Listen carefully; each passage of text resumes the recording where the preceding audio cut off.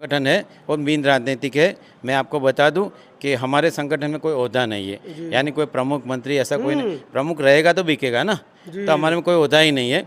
हम किसी से 1 रुपया चंदा आज तक नहीं लेते और कभी भी नहीं लेंगे। और हमारा संगठन टोटली बिन राजनीतिक है। हम ट्रिपल टी पे काम करते हैं। हम खुद का टाइम निकालते हैं, खुद के पैसे पे वो टिफ़िन भी हमारा खुद का होता है, घर से ले फील्ड में जाते हैं। और जो किराया जो होता है टिकट, वो टिकट भी हम खुद निकालते हैं। तो हम ट्रिपल टी पे काम करते हैं कि टाइम, टिकट और टिफ़िन। मतलब जो मेन मूल सुविधाएं हैं जो एक कार्यकर्ता को चाहिए वो आप घर से लगाते हैं। हाँ, साथियों नमस्कार, मैं हूं मनोज अंतानी और आप देख रहे हैं समता आवाज़ टीवी। आज मैं पहुंचा हूं दिल्ली के त्रिलोकपुरी के त्रिरत्न बुद्ध विहार में। बड़ा ही ऐतिहासिक बुद्ध विहार है। कई दशकों से तथागत बुद्ध और बाबा साहब डॉक्टर अम्बेडकर के विचारों को ये बुद्ध विहार जन जन तक पहुंचा रहा है। आज यहाँ आने का जो उद्देश्य है वो है विश्वरत्न बोधिसत्व बाबा साहब डॉक्टर अम्बेडकर जी की 133वीं जन्मशती। यूँ तो हर वर्ष संसद मार्ग पर मेला लगता है। पूरा देश ही नहीं, पूरा विश्व इस दिन को बड़े हर्षोल्लास से मनाता है। लेकिन इस बार की जो 14 अप्रैल है, जो बाबा साहब का जन्म दिवस है, वो खास बन जाता है। वो खास क्यों बन जाता है? गुजरात में एक संगठन है स्वयं सैनिक दल। उस दल के लगभग 50,000 से ज़्यादा जो सैनिक हैं, उनका मानना है कि वो इस बार बाबा साहब का जन्म दिवस दिल्ली में मनाएंगे। अपने आप में एक बड़ी खबर है। स्वयं सैनिक दल की हरी वर्दी के जो सैनिक हैं, उनकी खबरें आपने पहले भी समता आवाज़ टीवी पर देखी हैं और कई बार हमने आपको दिखाया है। चाहे वो गुजरात से तस्वीरें हों, चाहे वो बड़ौदा से तस्वीरें हों, चाहे वो पिछले महीने दिल्ली में भी इन लोगों ने मार्च किया था, वो तस्वीरें हमने दिखाई थी। हमारे साथ कुछ साथी हैं, इनसे चर्चा करेंगे क्या वजह है गुजरात छोड़कर दिल्ली आना चाह रहे हैं बाबा साहब का जन्मदिन मनाने। सर पहले तो स्वागत है, आपका परिचय। मेरा नाम लवेश है जी। मैं गांधीनगर गुजरात से हूँ। जी।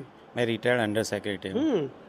रिटायर है, मोटी पेंशन मिलती होगी, घर बैठते क्या जरूरत है घर से बाहर निकलने की? नहीं, अब रिटायर्ड होने के बाद नहीं, हम पहले से भी काम कर रहे हैं। अच्छा जी। है तो क्या विचार उठा के इस बार 133वां जो जन्मदिवस है बाबा साहब का आप दिल्ली में मनाएं? हमने पूरे गुजरात में तो प्रोग्राम दे रखे, जी। मगर अभी हम चाहते हैं कि पूरा भारत एकमय हो, बुद्धमय बने। इसलिए हम गुजरात में तो हमने काम कर दिया है, अभी गुजरात के बाहर निकले हैं। तो पहला हमारा जो टारगेट था कि भाई पहले दिल्ली जाते हैं। जी। तो ये हमारा 2006 से प्रोग्राम बनाए हुए, उसमें हमने 2028 तक का प्रोग्राम तय किया हुआ।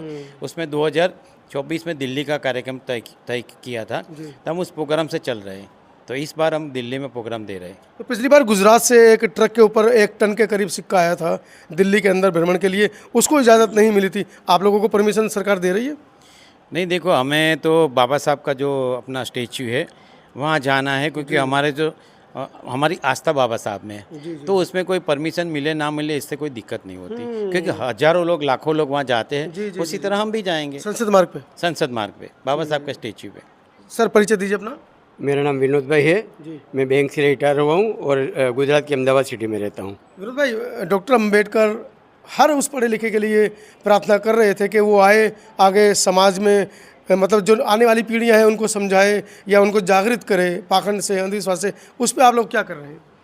तो बाबा साहब सही कह रहे थे कि अगर हमें आर्थिक तौर पर, शैक्षणिक तौर पर, सामाजिक तौर पर और राजनीतिक तौर पर आगे आना है तो बाबा साहब के विचारों पे चलना ही और उनकी विचारधारा को अपनाना ही होगा।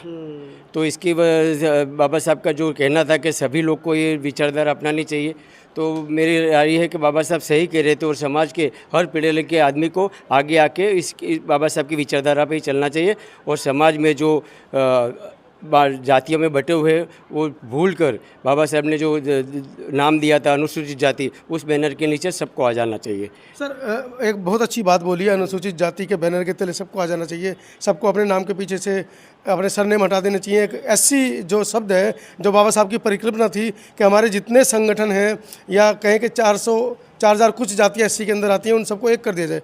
लेकिन आज भी कहीं आपको नहीं लगता कि सब लोग अपने गोत्र में बचे हुए हैं? जाटव है, पासवान है, पासी है, कुछ ऐसी जातियाँ एससी कैटेगरी में जो आपस में रोटी बेटी का संबंध स्थापित नहीं कर पा रही है। आपकी बात सही है, मगर धीरे धीरे ये भी बदलाव आ रहा है कि रोटी बेटी का व्यवहार भी अभी चालू हो गया है। ऐसा नहीं है, गुजरात में भी ऐसा ये चालू हो गया है, तो यहाँ भी ये चेंज होगा। हाँ, पूरे पैमाने पे नहीं हुआ, मगर शुरुआत हो चुकी है।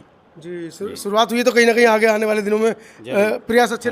और हमारा जो बहुजन समाज है, हम तो चाहते हैं कि SC ST OBC सब एक हो जाए। तो इसीलिए हम दिल्ली में आए हैं कि पूरा हमारी जो पूरे संगठन अलग अलग गुटों में बटे हुए, हमें सबको एक करना है, भारत को एक जागरूक और संगठित बनाना है। तो हमारी जो ताकत वो संगठित होगी तो हम कुछ कर पाएंगे। कोई राजनीतिक मंशा? नहीं, कोई राजनीतिक, हम कभी भी हमारा जो संगठन है वो बिन राजनीतिक है। मैं आपको बता दूं कि हमारे संगठन में कोई ओहदा नहीं है, यानी कोई प्रमुख मंत्री ऐसा कोई नहीं। प्रमुख रहेगा तो बिकेगा ना, तो हमारे में कोई ओहदा ही नहीं है। हम किसी से 1 रुपया चंदा आज तक नहीं लेते और कभी भी नहीं लेंगे। और हमारा संगठन टोटली बिन राजनीतिक है। हम ट्रिपल टी पे काम करते हैं, हम खुद का टाइम निकालते हैं, खुद के पैसे पे वो टिफ़िन भी हमारा खुद का होता है, घर से ले फील्ड में जाते हैं। और जो किराया जो होता है टिकट, वो टिकट भी हम खुद निकालते हैं। तो हम ट्रिपल टी पे काम करते हैं कि टाइम, टिकट और टिफ़िन। मतलब जो मेन मूल सुविधाएं हैं जो एक कार्यकर्ता को चाहिए वो आप घर से लगाते हैं? हाँ, खुद के पैसे से लगाते हैं हम, किसी से चंदा नहीं मांगते, हम अपने खुद के पैसे से काम करते हैं। चलिए, एक बहुत बड़ा संदेश है स्वयं सैनिक दल की तरफ से। ट्रिपल टी पर ये लोग काम कर रहे हैं, टिफ़िन भी अपना, खर्चा भी अपना, पैसा भी अपना, लेकिन समय संगठन का। परिचय दीजिए। मेरा नाम किशन कुमार है, मैं गुजरात राजकोट से हूँ। तो क्या आप संगठन से जुड़े हैं? कब से जुड़े हैं? तकरीबन मैं 8 साल से जुड़ा हुआ हूँ। 8 साल हो गए संगठन को? संगठन को तो बहुत 17-18 साल हो गए। अच्छा। लेकिन मैं 7-8 से जुड़ा हूँ। संगठन को इतने वर्ष हो गए तो मतलब अभी तक आप अंडर टेबल काम कर रहे थे? संगठन का जो स्थापना हुई थी 2006 में हुई थी, माननीय काशीराम जी का परिनिर्वाण हुआ था। उसी समय 2006 में राजकोट में 50 सैनिकों ने स्थापना की थी। आज हमारे लाखों की संख्या में हमारे संगठन के साथी जो बन गए। माननीय काशीराम साहब के विचारधारा को आप लेकर आगे चल रहे हैं? जी, काशीराम साहब का मिशन जो आप देखेंगे 200 साल का इतिहास का, हमारे जो महानायक थे उनके चले जाने के बाद हमारा मिशन बंद हो गया था। तो मिशन हमें हर वक्त चलाना है। तो हमने ये संगठन में नींव रखी है कि हमारा संगठन पीढ़ी दर पीढ़ी चले। काशीराम जी का मिशन जो था वो राजनीतिक मिशन था। वो कहते थे कि राजनीति सत्ता की वो चाबी है जिससे हर ताले खुल जाते हैं, और आप कह रहे हैं कि आप राजनीति नहीं करेंगे। देखिए सर, बाबा साहब ने हमें जो भी दिया था वो हम कैसे ले सकते हो, वो काशीराम साहब ने दिखाया था। मगर आप जस्टिस पार्टी देखिए, आरपीआई देखिए और बीएसपी पार्टी देखिए, हमें बड़े तौर पे बात बताओ कि पूरे भारत को हम एक करेंगे ना तो मनुवादी उसको कुछ नहीं कर सकेंगे। इसीलिए वो एक स्टेट पकड़ के बैठेंगे या कुछ एरिया पकड़ के बैठेंगे तो मानववादी ताकत हो उनका गिरा देगी। इसलिए हम चाहते हैं कि हमारे पूरे सभी संगठनों एक साथ जुड़े और भारत में एक नई ताकत से हम बाहर आए। तो आप लोग बामसेफ की तर्ज पे काम कर रहे हैं? नहीं, बामसेफ भी यही चाहता था कि सभी लोग एक हो जाएं। अपना तो जो बौद्धमय भारत बनाना है, सभी का तरीका अलग अलग है, मगर गोल तो सभी संगठनों का एक ही है। मतलब रास्ता एक ही है कि रास्ता एक ही है, बुद्धमय भारत कैसे बने। तो साथियों, बुद्धमय भारत कैसे बने, आप भी अपने सुझाव हमें ज़रूर दीजिएगा। ये पूरी टीम गुजरात से आई है और पिछले लगभग 10 दिन से इस बुद्ध विहार में रहकर परमिशन और किस किस रूट मैप को तैयार किया जाए उसके ऊपर चर्चा चलिए। जैसे ही इनका कोई आदेश होगा तो हम आप तक खबर पहुंचाएंगे कि आपको कहाँ कहाँ इन लोगों से मिलने पहुंच रहे हैं।